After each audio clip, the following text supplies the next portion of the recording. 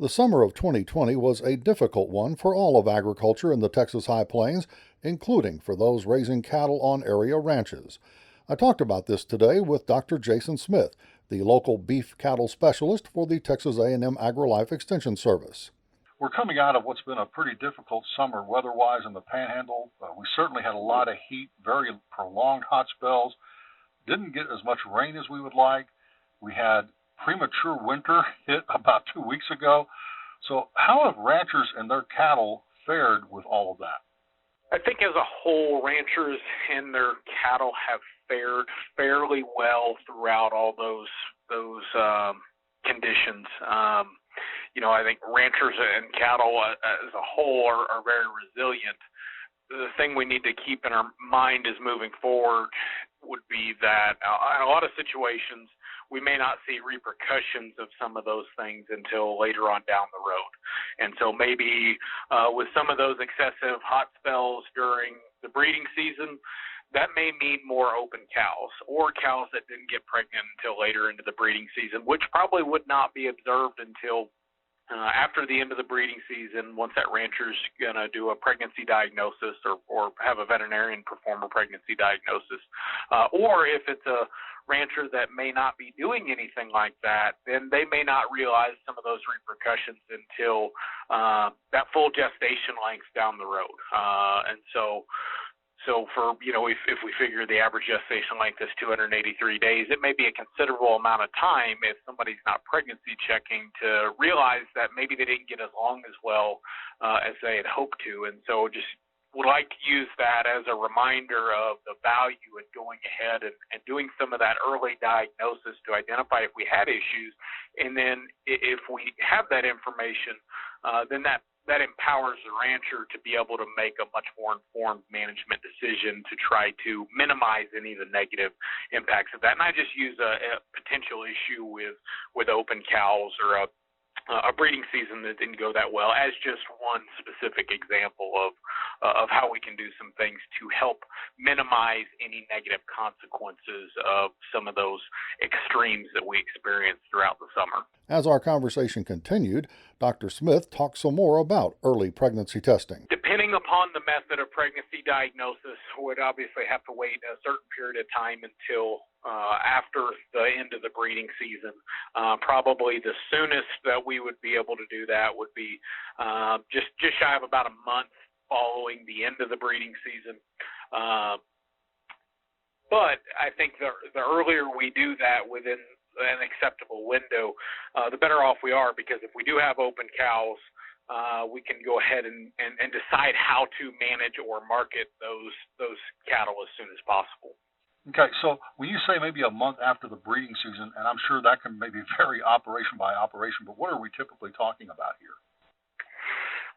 So yeah, that is going to vary from operation to operation, because we may have as short as a 45 to a 60-day breeding season. We may have as long as a year-round breeding season on operations. And so that's going to be very, very situationally dependent.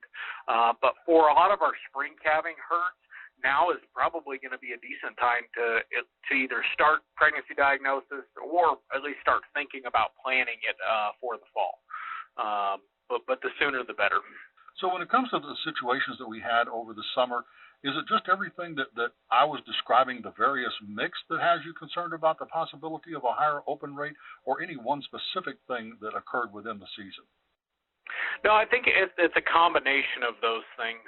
We had a lot of heat, and any of those things on their own can cause issues, but a lot of it will pair with management, and that's really going to determine how big of an issue that was.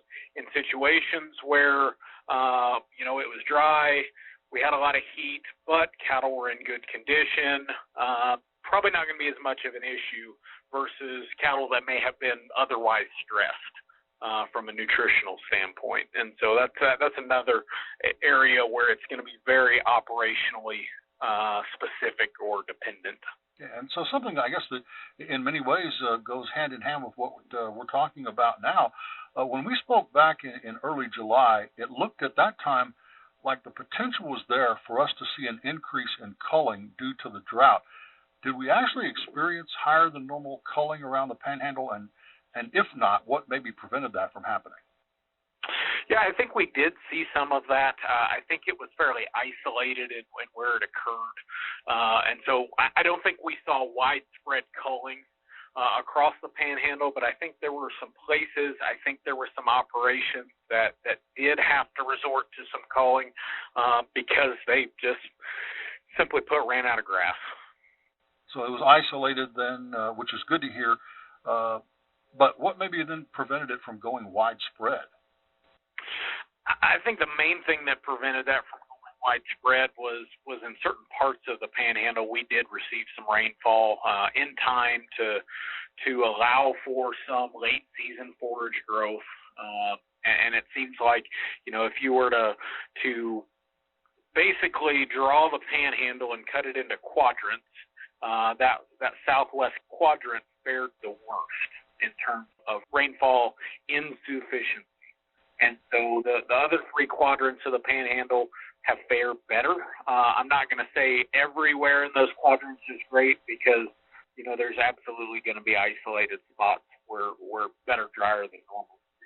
But it seems like that southwest quarter of the Panhandle has fared the worst in terms of rainfall throughout the season, and so that's where I expect where we have seen probably more culling than other parts of the Panhandle. But again, I think it's been enough late season rainfall in those other areas from a short-term standpoint to allow for enough forage growth or regrowth to help prevent those producers from having to cull herds. And I think in some situations, some of that prevention has been some small-scale culling of going in and identifying, okay, these are certain animals that were on the fence line, on the borderline of needing to be culled anyway. Let's go ahead and do it while prices aren't terrible, and that'll help preserve some forages. I think there are some people that took advantage of that practice. Okay. Of course, from what we're hearing right now, this is pretty long-range forecasting at times, and sometimes that can be a bit dicey, but it seems like we're setting up for what's going to be a dry fall and winter. So given the fact that we already have forage that hasn't been built up that much from our summer experience, what will area cattle raisers need to do to help their livestock make it through? I think the best advice that I can offer is to be very mindful of input costs. And when I say that, I want to preface that with cheap is not always economical, first and foremost. But the main means by which we can reduce input costs is obviously going to be reducing what our normal overhead and operating costs are. And let's face it, overhead on cattle is, if we think about feeding those cattle, that's going to make up a large portion of what it costs to run a female throughout the year. And so to me, the first area where we have the greatest opportunity to make an impact from that standpoint would be identifying those cattle that are not absolutely essential to success of the operation, and then finding a new career for them in the industry. And so to me, that starts with open cows that shouldn't be open. So cows that were not did not become pregnant during that normal breeding season when they should have, or any cows that have been problematic in the past. So these would be maybe not just cows that were open, but maybe cows that did not or will not wean a calf. Maybe cows that have been a little more cumbersome or troublesome than others, cows that maybe have to be milked out when they first calve so that calf can actually suckle. Any of those kind of issues, cows with lameness problems, and the same things apply to bulls. Bulls that are continuously coming up lame, getting hurt, or hurting other bulls if they're running in groups. Bulls that are maybe not performing up to their standards, particularly those that are running in multi-sire pastures. And then really, again, getting back to that point of any animal that's not absolutely necessary for success of the operation, I think we should consider marketing them. And then from there, being very, very strategic with other management decisions, particularly when it comes to purchasing. I mentioned nutrition making up the majority of input costs.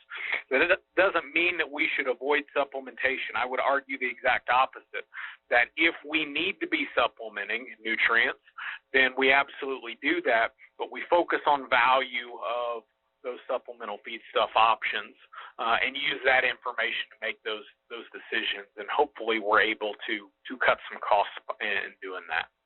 Some good advice from Dr. Jason Smith of AgriLife. I certainly appreciate him sharing his thoughts here, and I thank you for visiting jameshuntag.com.